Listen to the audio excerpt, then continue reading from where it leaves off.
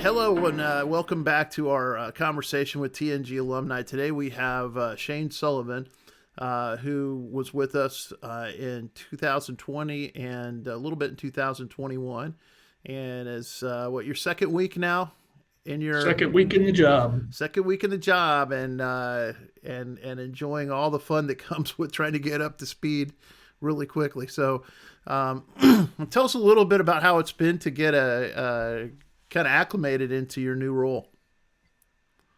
Well, it has been exciting, and also it was a pretty big shift for us. I had retired from the Air Force in 2016, and we deliberately moved home to Fort Wayne, Indiana.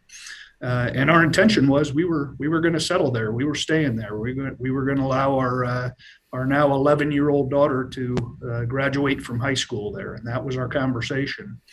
Um, Long story short, my position was eliminated, and as I went through the job search process with TNG, and pretty quickly realized I probably needed to open up some considerations and some apertures that I hadn't really considered when I initially retired.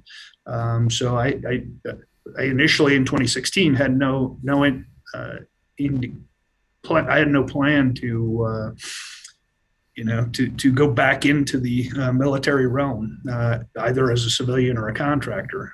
But again, found myself in a place I didn't realize I was going to find myself, and we figured we probably ought to keep all opportunities open. So it's been a learning curve, and it's been both surprising and a little comforting how quickly I was able to return to the mindset that I had for my 25-year military career. Yeah, that's that's great. And talk a little bit, Shane, because I know for you that you had been in healthcare for a bit. You looked at some customer service things. So, what was that process like as you were going through and trying to figure out what the next step will be?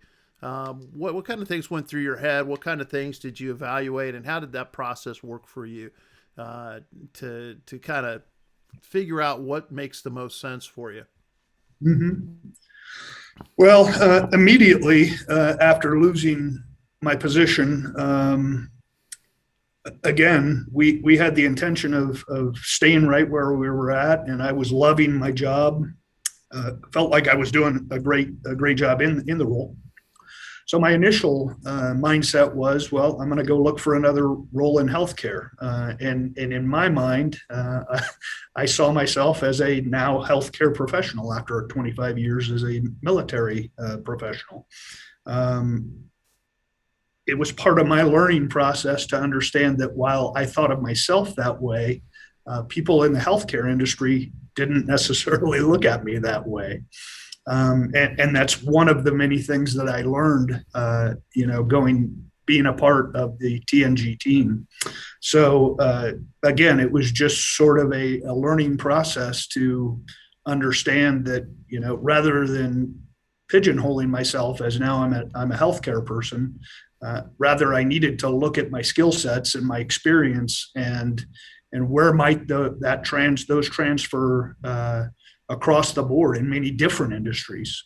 So that's sort of what got me opened up to considering a lot of different possibilities. Yeah, and I know also networking was a big aspect of what got you to your final position.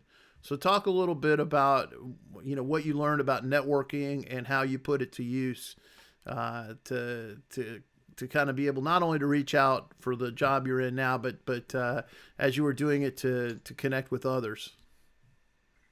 Well, obviously that's a fundamental focus of our group.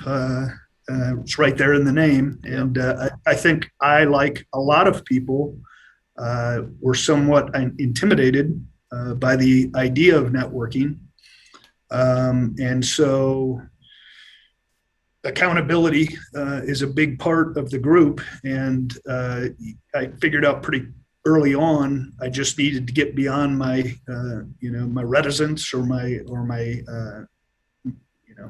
don't know what the right term is, but just, being a little bit afraid of putting myself out there, not knowing what I would hear or what I would experience or what I would feedback I would get. But again, it's such a fundamental part of the group that I just jumped into the deep end and kind of took off running. So it was incredibly important. Not only did I meet a lot of good people who introduced me to a lot of good people, but it helped me. It helped me guide and direct my job search because I got a lot of good feedback from the folks that I did talk to. So while initially I was a little bit afraid, a little bit reticent to do that networking, it soon became a part of my everyday life in my job search. Yeah, and that's we hear that over and over. Is that once you kind of get in that habit, then it becomes something that you almost enjoy. Getting a chance Absolutely. to know people. Well, what was one of the things, if you could put your finger on one or two things, what was probably the most surprising element of your job search that you just didn't expect as you were going through it? Hmm. Most surprising, I guess the assumption from almost day one that I'd find my next job going on to LinkedIn or onto Indeed and finding the exact right role for me and sending my resume in because I'm such a perfect fit that they're going to obviously immediately see that and want to get me hired on as quickly as possible. Of course, once again, that sort of goes against the fundamental premise of team networking group. So it was a surprise, but also an incredibly valuable lesson that I learned early on being a part of the group that, yeah, that's not the way it works. And that's not the way you're going to find your next job. Yeah, I wish it would because there's a lot of people that are really well qualified, but the truth is, yeah, those systems are really difficult to break through. Um, Mm-hmm. well, what if you would again another one or two things? What were the one or two things you got from TNG that helped you the most, or that was the most valuable for you? Well, I will tell you first and foremost, it was just the support to be a part of that group. It was the one planned or the one constant that I had in my job search life. I mean, I knew from 9 to noon on Mondays I was going to be with a group of folks that supported me and encouraged me and understood exactly what I was going through, and not to mention everything that I learned, being a part of the group, but just having that camaraderie and that support was so incredibly important because it's easy, right after this happened, I was talking to my brother who has also gone through this process, and he kind of jokingly said, they tell you not to take it personally, but it feels pretty darn personal, and boy, it sure does. And if you're sort of sitting out there alone without anybody to commiserate with or to provide that support, it can become a downward spiral pretty quickly. So that was you know, far and away one of the most important things for me with TNG was just that the camaraderie and support that I got not only from my fellow teammates but from the facilitators as well. Yeah, well, good. I appreciate that because I think that's what we hear a lot, and that's real beneficial for us as we're in there to know that you guys can anything you can do to just get you back in the game with a little bit of upward momentum because there's so many negative pressures on you. It seems like.